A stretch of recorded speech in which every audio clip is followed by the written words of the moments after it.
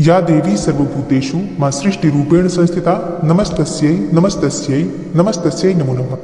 अर्थात हे माँ, सर्वत्र विराजमान और कुष्मांडा के रूप में प्रसिद्ध अम्बे, आपको मेरा बार बार प्रणाम है, या मैं आपको बारंबार प्रणाम करता हूँ। हे माँ, आप मुझे सब प्रकार के पापों से मुक्ति प्रदान करें। नवरात्रि की चतुर्थी तिथि माँ भगवती दुर्गा के चौथे स्वरूप माँ कुष्मांडा को समर्पित होती है।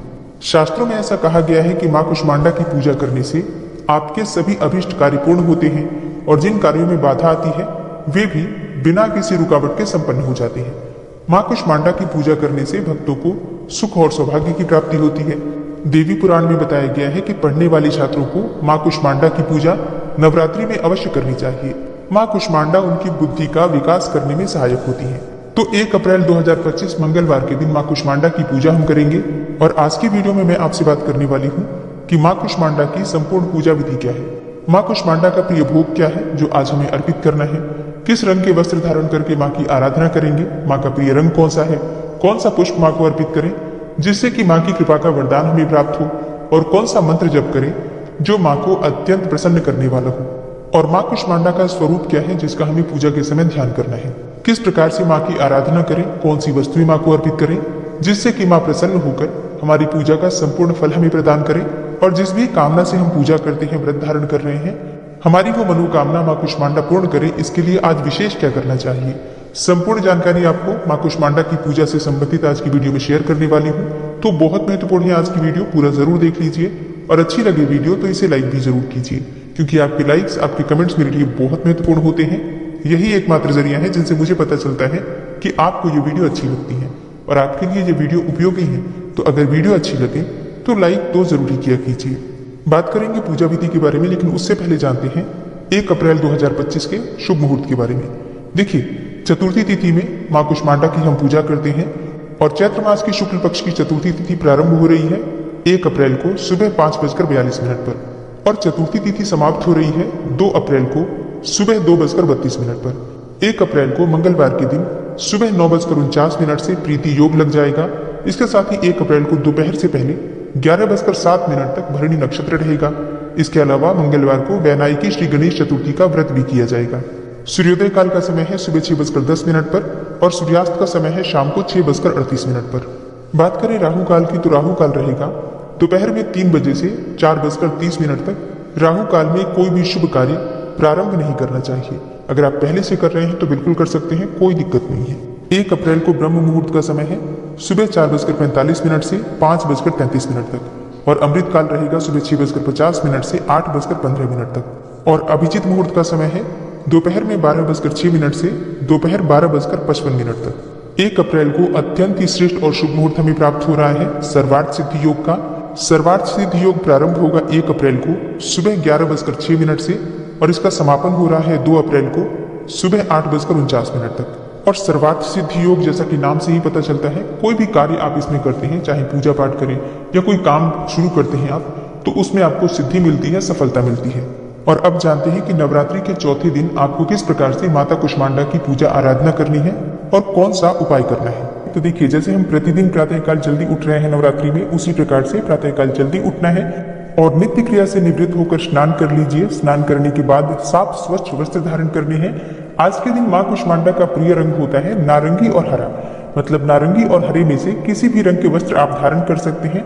और हाँ, जैसे कि अगर आप इन रंगों के वस्त्र नहीं धारण करना चाहते हैं तो कोई भी दूसरे रंग के वस्त्र भी धारण कर सकते हैं, जैसे कि लाल, गुलाबी, कोई भी शुभ रंग आप धारण कर सकते हैं। और स्नान करने के बाद सबसे पहले भगवान सूर्यदेव को जल अर्पित करना चाहिए। जैसे कि कई लोगों के प्रश्न आ रहे हैं कि अगर भगवान सूर्यदेव उस समय दिखाई ना दे तो क्या करना चाहिए। तो देखिए, बिना देखे भी भगवान सूर्यदेव को स्मरण करके आप जल दे सकते हैं, या फिर पहले पूजा कर लीजिए माता की और उसके बाद तब तक सूर्योदय हो जाता है तो सूर्योदय के बाद भगवान सूर्यदेव को जल दे सकते हैं। मतलब पूजा के पहले या पूजा के बाद जल अवश्य देना है, इस बात का ध्यान रखिए। और भगवान सूर्यदेव को जल अर्पित करने के बाद अपने घर के मंदिर में, जहां पर आपने माँ दुर्गा की चौकी स्थापित की है, जहां आप प्रतिदिन पूजा कर रहे हैं, वहां पर आप आ जाएंगे। एक शुद्ध आसन डालकर वहां पर बैठ जाइए और हाँ, पूजा की सभी सामग्री एक ही बार एकत्र करके वहां रख लीजिए, जिससे कि बार बार आपको आसन पर से उठना ना पड़े। अब जैसे कि माँ के सामने आपने शुद्ध घी का दीपक प्रज्वलित कर लिया है, उसके बाद आपको शुद्धिकरण करना है। जैसे कि आप अपने आसपास थोड़े से जल के छींटे दीजिए। जो भी सामग्री पूजा की है सब पर आपको जल के छींटे देने हैं। अपने ऊपर भी जल छिड़क लीजिए और जो भी देवी देवता विराजित हैं सबके ऊपर जल के छींटे दीजिए, जिससे कि शुद्धिकरण हो जाए वातावरण का। उसके बाद आपकी पूजा प्रारंभ होती है।